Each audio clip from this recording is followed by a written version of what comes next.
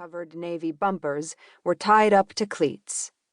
In anticipation of their .001%er owners who would board the next day, deckhands struggled as they loaded bulky cases of pink Moet de Chandon and Domaine Haute rosé onto the gangplanks.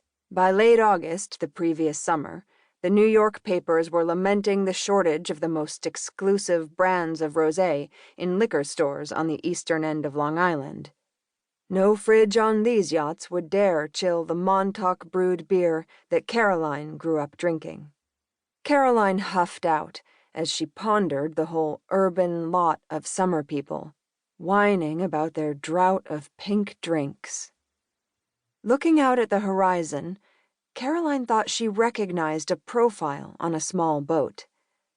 A man was motoring 100 yards out in a beat-up Boston whaler near the mouth of the harbor. His Yankees baseball cap was tightly secured, and his sunglasses hid his eyes, but she was sure she recognized that nose and that square jaw, though the hair seemed longer. Heartbeats pulsated through her veins and thumped loudly in her ears. It couldn't be. It would be 13 years this August since he'd drowned. But that profile... Caroline recognized it just as any mother would her own kid's unique build out in right field. Only, before he'd perished in the roiling sea, Joey Whitten had been her lover, not her son. That profile she knew. Her fingers had lingered on his forehead, nose, and lips so many times. Since their first night together in high school, that was their way as she lay beside him.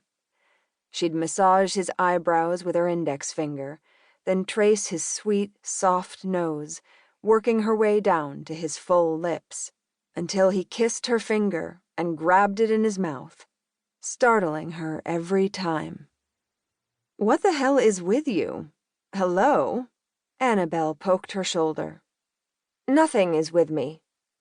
Caroline grabbed another fried clam, dousing it with lemon. "I said hello 2 times, and twice you didn't turn around. Your face is stricken with something weird, like you saw a ghost." Caroline rubbed the back of her neck. A ghost? The man piloting the Boston whaler was a perfect Joey Whitten replica. Even his shoulders slung the same. "Sorry. I thought I saw something. Someone. I just need a moment."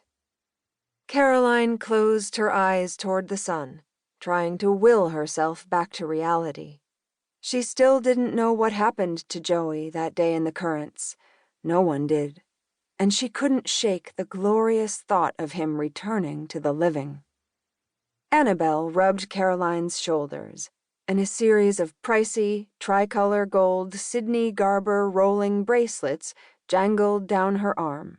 The two friends had met on a hideous yellow couch outside Mrs. Blanchard's office at the Episcopal School, each with daughters who were having, what the director euphemistically called, a challenging separation from their mothers. Caroline and Annabelle bonded about raising painfully shy girls, and their mutual prickly annoyance at the competitive moms in their class.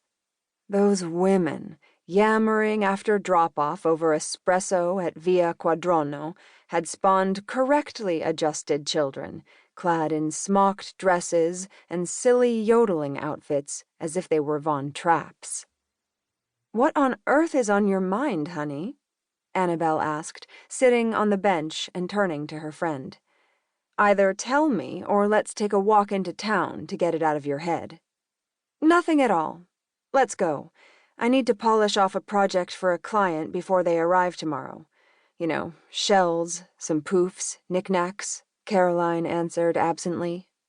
"But you're right, and I do have to get my mind off something weird." In the far distance, the Boston whaler slipped out of view behind the jetty. Caroline assured herself that it was the heat of the summer sun that had resurrected visions of Joey Whitten. Or perhaps the fried clams had triggered a Proustian food memory that transported Joey...